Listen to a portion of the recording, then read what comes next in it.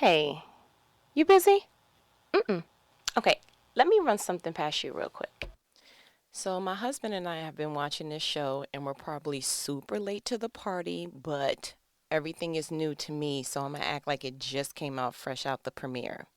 Watching a show called 60 Days Lockdown. You ever heard of that?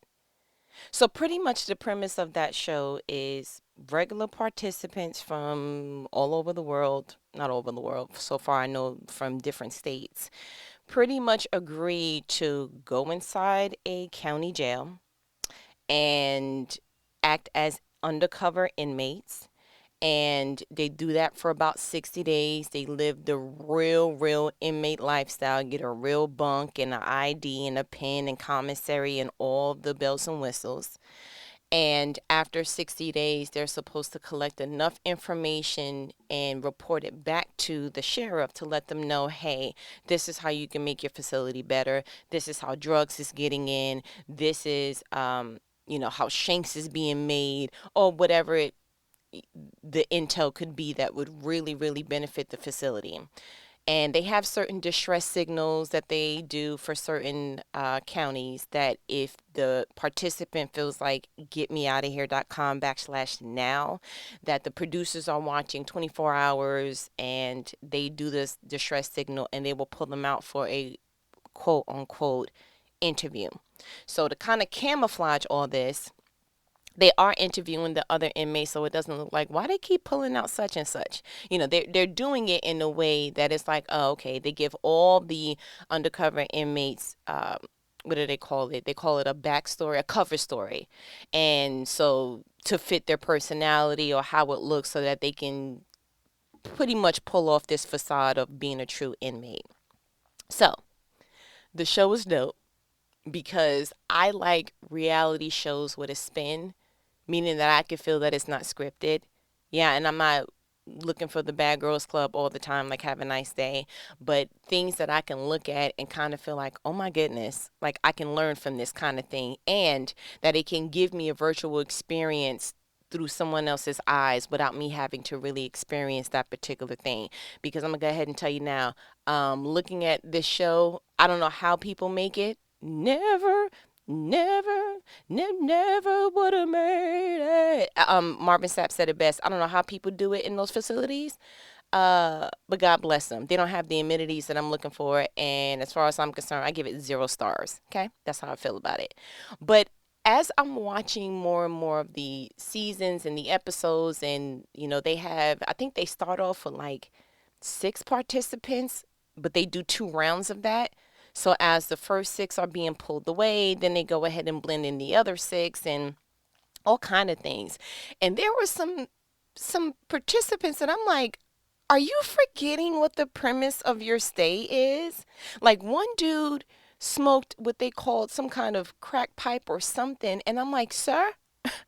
And I just looked at him like, oh, okay, well, maybe that's because he has low self esteem. Peer pressure is, yeah, written all over him, and it looks like he deals with that on the outside. So, oh, okay, great. But when I started seeing females actually partaketh in drugs and whippets and snorting lines, I was like, oh my gosh. Now, not being judgmental on anyone who struggles with that, let's be clear. The confusion was, did you forget what you were there for? Now, one of the participants was like, listen, she wasn't finna throw her cover story. Actually, 2 of them so far that I can recall off top said that it's the same exact thing. That the reason why they partooketh in the drug dealing of sorts, how they get it in jail, why they get it in jail, and how they're able to keep doing this in jail, I'm not clear, was because they felt like if they kept saying no to the drug, people suggesting it, that they felt like it would blow their cover. There was no other way that you felt like you. Oh, okay. Interesting. I remember watching one girl in particular. Her name was Maury, with an I at the end, and she was crying because she was like she felt like she was being bullied, that nobody else liked her, and then the people who were saying things of the reason why they took the drugs, in particular this girl named Stephanie, and for Fulton County. because the counties is correlating with the situation. And this other girl, I forget her name off back. What was her name? Oh, Michelle. Michelle. Their reasoning for wanting to take, again, outside of just not blowing their cover story, was the fact that they was like they wanted to fit in, they wanted to become friends. And some of the males I seen kind of lose themselves also. I was like, and so it was very clear as I was watching this. I'm like, I think that they're forgetting why they were there. I think they're forgetting that they actually signed up for something and they only have to do 2 months, aka 60 days. And when they were being interviewed, they were saying things like, man, you could really lose yourself and forget, like, you're not here long term. And, this one guy got into it with the CEO, the correctional officer, and he was like, I'll see you on the outside and going off. And I'm like, sir, did you forget? But when I ask myself these kind of questions, just watching real life show, and how this is how it works in my mind, I always feel like heaven looks at us like that. Like, did you forget why you were sent to do whatever your assignment was? So I was like, that question kind of posed to me through the Holy Spirit, and I picked up the phone. I was like, we getting ready to talk about that, because I don't think that we question ourselves enough in a positive way. I think that when we do question ourselves is, why am I so fat and why is my body shaped like this? I think our form of questioning leads to a negative space. But I think we need to start going ahead, even if it's kind of like inspired by shows or music or however God, decides to use whatever venue, that it should be more positive question asking. So when I asked myself about that, I was like, man, did they forget? I had to go ahead and just remind myself there are times that you live this thing called human life and forget that you're a spirit being. There are times that you prayed for a job and you asked God, God, I just need this particular opportunity. And you are so excited when you see, oh my goodness, they pulled you for an interview, and you're excited because you feel like you did well at the interview. And you're like, laying out your first outfit that you're going to wear for your first day, like it's the first day of school. And, you prompt, you punctual. You looking okay. You dressing yourself a certain way, because when you feel good, you look good, and when you look good, you perform well, right? And you doing all this stuff, and then sometime down the line, whether it's weeks or a run-in with management or whatever, like that starts to deteriorate. Did you forget that you prayed for that job and that job was actually a blessing? And out of all the people that God could have chose to get that particular blessing, He chose you because you asked for that job? That promotion? Did you forget that maybe 2 to 3 years ago you wasn't making what you make now? You was living check to check 2 to 3 years ago. Now you get more money, and it's almost like the same behaviors happen, but just with more money. Why are you living check to check now? Did you forget what the purpose was of getting more money? It wasn't to buy more things or get into more debt. More never should. It shouldn't be a seesaw with more. I make more money, make more debt. Did you forget?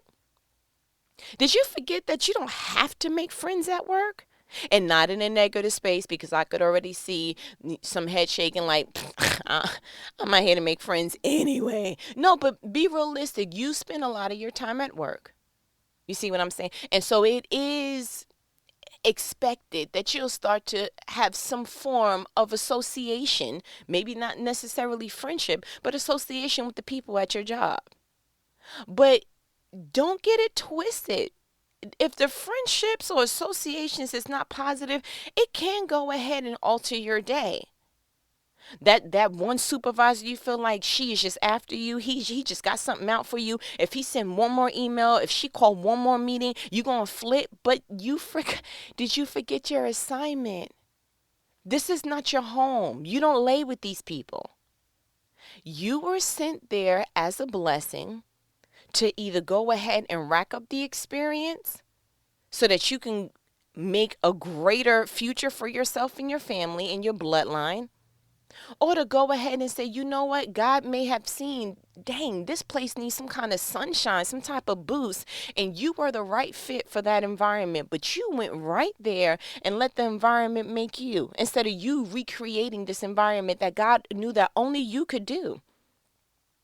You may be the one that doesn't take stuff too seriously. You may be the one that can just, let stuff just roll off your shoulder, and people looking at you like, how is it that you never irritated when such and such does such and such? And you like, it don't bother me, because your mindset is a rare gem in this particular environment. And you were supposed to go in there and show these people how that's done. But for whatever the reason, you went in there and you adapted to how they do it.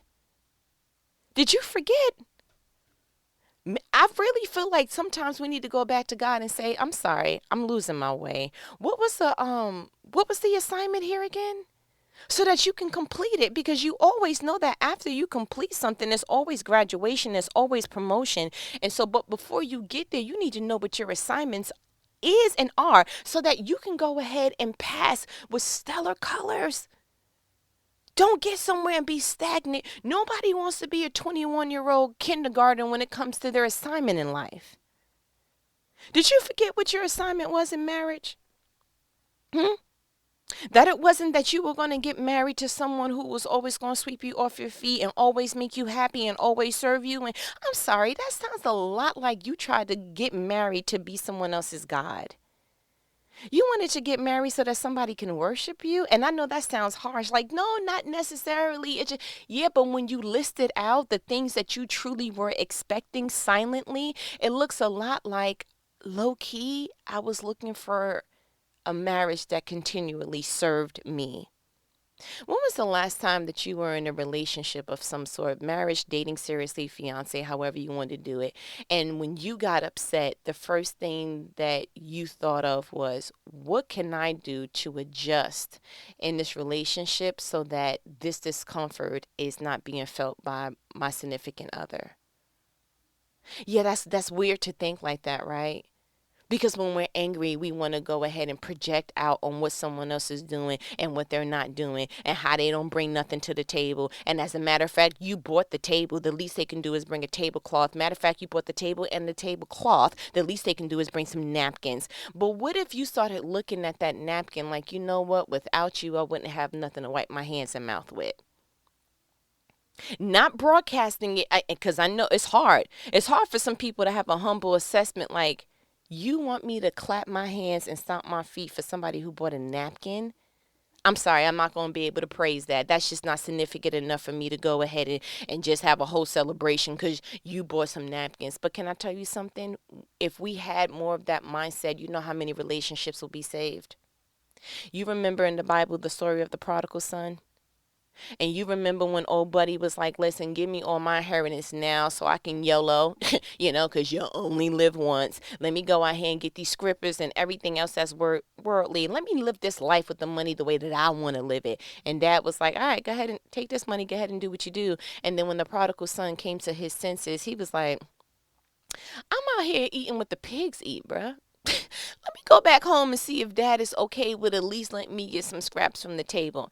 And when the father saw the son coming from afar, he went ahead and told, his people, like, listen, go ahead and get the fattest calf that I have and slaughter it, and let's do the celebration. And he threw the biggest party, ran out to the son, kissed on him, gave him a signet ring, gave him a robe. I mean, really go in your Bible and look at this. You would be like, I'm sorry, he threw this big celebration for what? For him coming back to his senses? Yes, he did. And you know who has something to say? His other son. His other son heard the music and stuff going. He heard the, the Knuck If You Buck and all the good music. And he was like, why they playing Beyonce in there? What happened? And they were like, oh, your brother came back.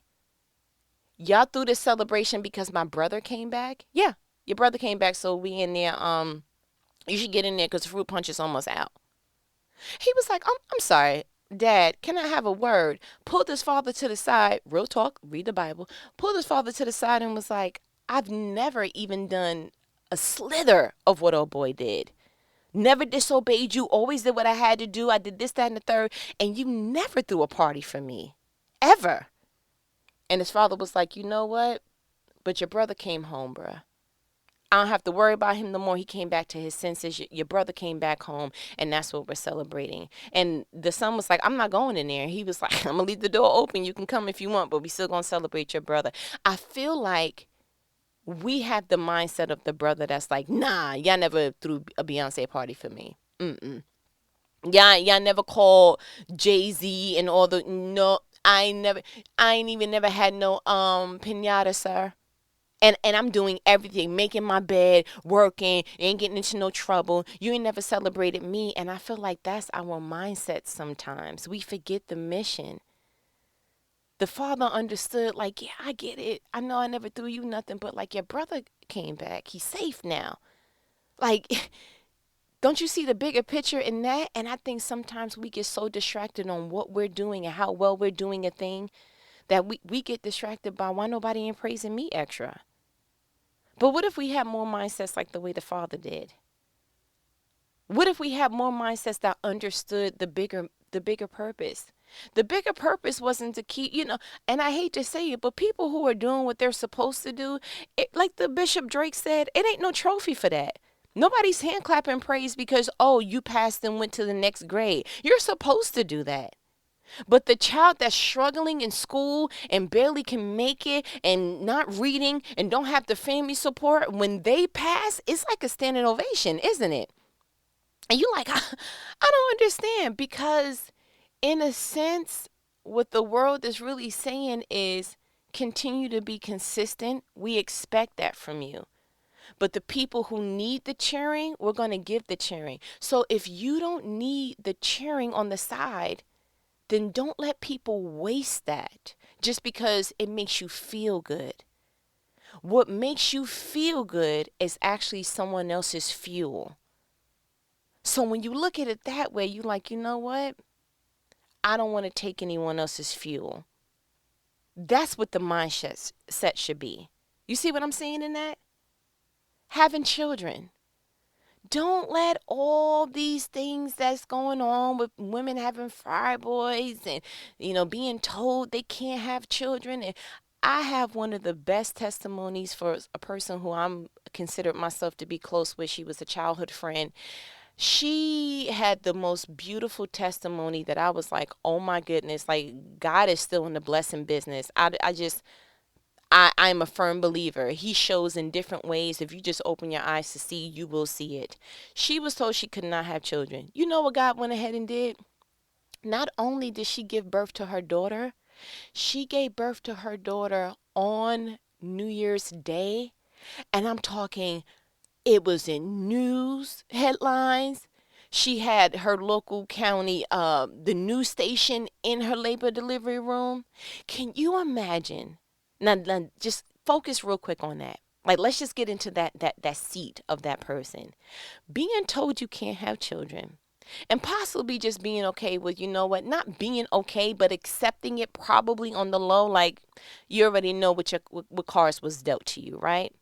God goes ahead and lets you have not only a whole pregnancy, but a healthy one. She looked real good, carried that pregnancy real well. And then you go ahead and give birth to a baby to the point that it's so televised, it almost feels like the way that Mary probably felt when she gave birth to Jesus. Like wise men is coming in her, giving presents, giving all this, that she gave birth to a baby that the world knows about now. Now, the only reason I'm saying what state she's in and all that, because I didn't ask permission to tell that story, and I'm not going to tell nobody grandbaby business, and because this is not a gossiping line, this is a gossip-free phone call that we do here, right? Okay.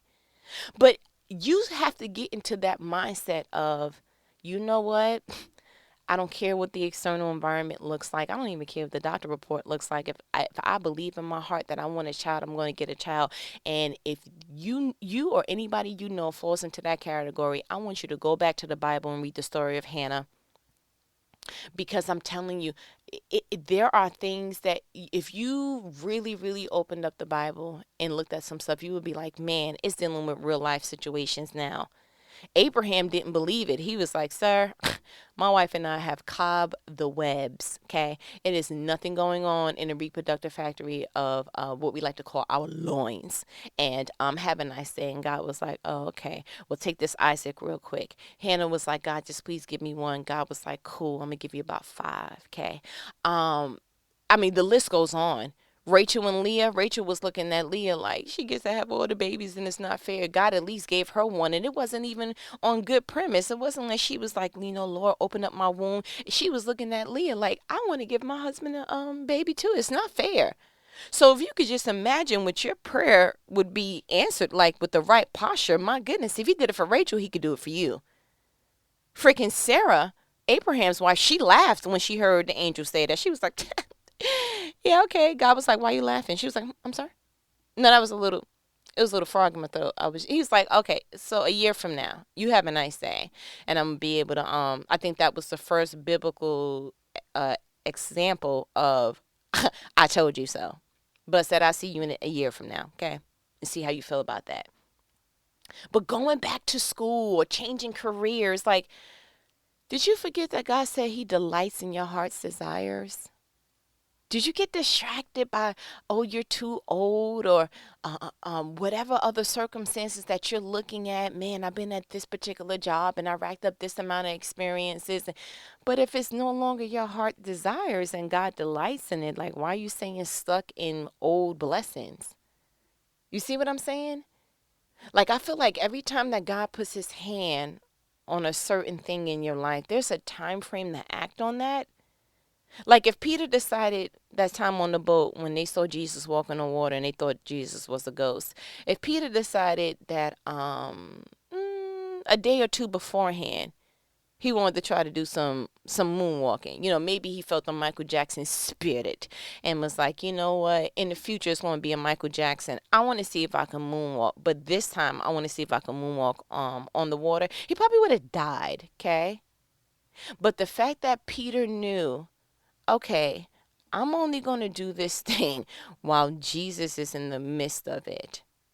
He never went back after Jesus and was like, that one time I failed. Let me try it again.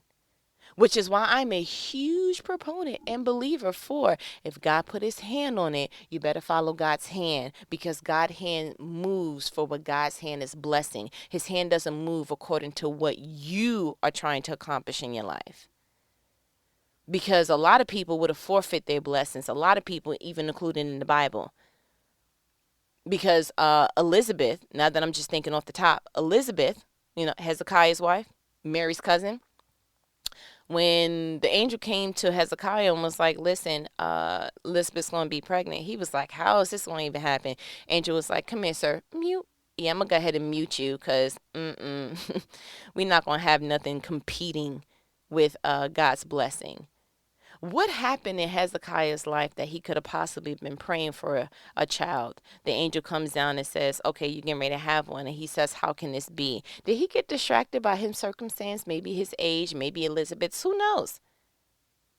Your calling in life. Did you get distracted by that? Did you start looking for qualifications to call yourself instead of realizing that when God calls someone, he qualifies them? And I know you heard of that before. God doesn't call the qualified, he qualifies the call. Did you forget that though? Like seriously. And I'm raising my hand, the right one to be exact. I'm not exempt from that. From time to time I do feel myself getting wrapped up in the daily shenanigans and the mood swings and the this, that, and the thirds. And I have to ask myself, like, did you forget? You may not be 60 days in, but let's leave the number blank, right? But you're blank days in, meaning you have a time on this thing called Earth to fulfill exactly what God has for you to fulfill, your assignment, the connections that are associated with your assignment, and all these things that are correlated to, you have to do it within your time stamp. You are a spiritual being undercover as a human being walking this thing on Earth that you are actually supposed to be fulfilling a spiritual godly assignment. Did you forget and get so intertwined and distracted with this earthly shenanigans that you forgot, oh my gosh, I have a bigger calling on my life? I am supposed to be walking out this particular thing. I'm supposed to be the legs and the arms and the limbs of Jesus. I'm supposed to be like, did you forget? And this is not a blaming conversation because, again, we all have things that we're like, oh my gosh, you know what? Sometimes I do forget this is just my job, that this is my career path. That, you know what? The teenage era of raising kids, it soon passes.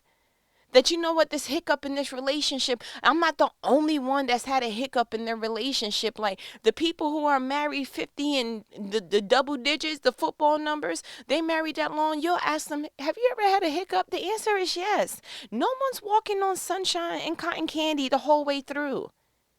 Why are you so distracted on a circumstance, on an emotion, on a traumatic event? And you know what? Not to say that you are not in right standing to feel that way. That's why I brought up the prodigal son, not the one that they celebrated, the other one. He was in right standing to feel like, here I am walking the straight line and no one's celebrating me.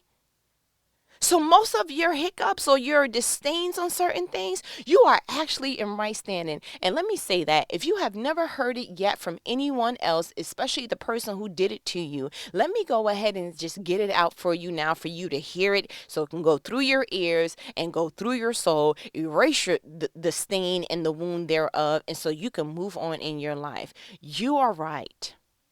They did you wrong. You would have never done them that way. How unfortunate for you to go through that particular circumstance.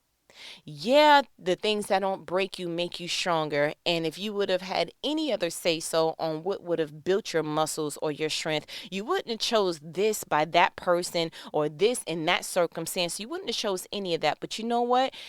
If no one's ever said it to you, I'm going to say it now again. You are right in how you feel. They did you wrong. Maybe if they put a little bit more effort and more oomph into really considering you as a person and your overall things that you bring to the table and just you as an overall person, maybe they would have done it right. But you know what? People are not perfect, and that's why the Bible says leave room for fault, because people are going to be faulty. As long as we are breathing in this good oxygen, we are going to do things that intentionally or unintentionally hurt people. And sometimes we may be the victim or we may be the person on the other side harming someone and not even knowing it.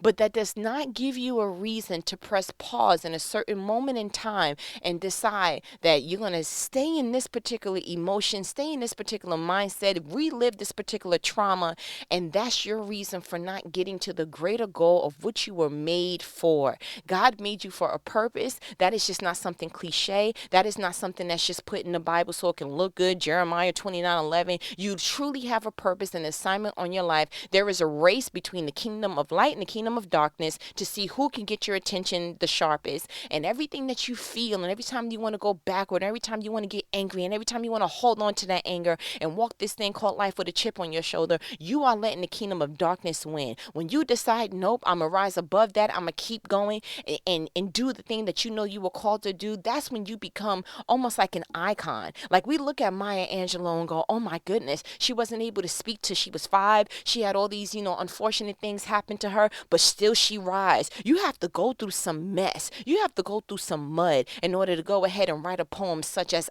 "And I Too Rise." And I probably chopped it up, but that's because I'm just flow with me. I'm in the zone right now.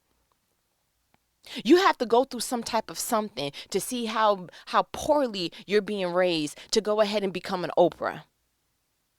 No, nobody really speaks about that Oprah had a baby at 14.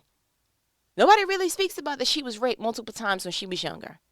Nobody speaks about that. But would she have chose to go through that? No. But you know what it made her do? She took that stain and she made it a mission. Now she's helping young girls in Africa and all these other different things that she's doing. And once she got her hands on some money, she went ahead and did some great things, built in schools and all that other stuff. What are you going to do with your stain? What are you going to do with that particular wound? You're going to continue to be distracted by it? Or you're going to go ahead and say, you know what? I know what I was sent here for. I know why this birthday was initiated on earth. And that was because I was intended to do fill in the blank. Stop being distracted by the things that happen on earth and deciding that you want to just get amnesia to the thing that heaven sent you down to do. I got all this from a show called 60 Days Lockdown. 60 days in. I got all that from this. And I love the fact that I'm able to pull not only from the Bible, but just pull from everyday, just regular stuff. Start questioning yourself more. That's my challenge to you. Start positively questioning yourself more. How long you going to hold on to that hurt? How long you going to hold on to what such and such did? How long you going to keep going to work with a chip on your shoulder? How long you going to keep such and such responsible for what they did some years ago and it's never been the same ever since? Don't you want your ever since to look a little differently? Let me explain something to you, and I'll give you a quick testimony real quick. When my mother died on my 26th birthday, I was very determined not to make that the chapter of my life look like, and ever since her mother died, it all went down here from there. No, absolutely not.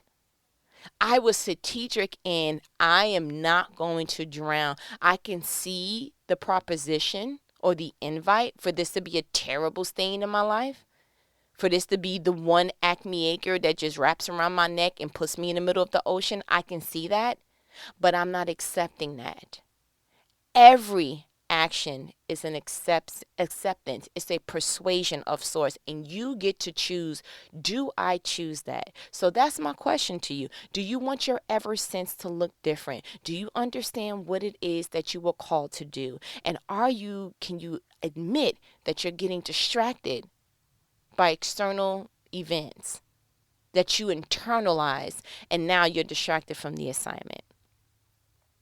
Can you admit that? That's my challenge to you. You know what these conversations are. They are life-provoking conversations that no one else is going to chin check you on or go ahead and make you think in a positive way for your life so that you can apply it to your life. What's the sense of hearing something if you're not going to apply it? You can hear how great lotion is, but if you don't apply it, you're going to keep being ashy, okay? Let the church say amen, okay? But, as my good Nanny says, all right, I ain't going to hold you. Later.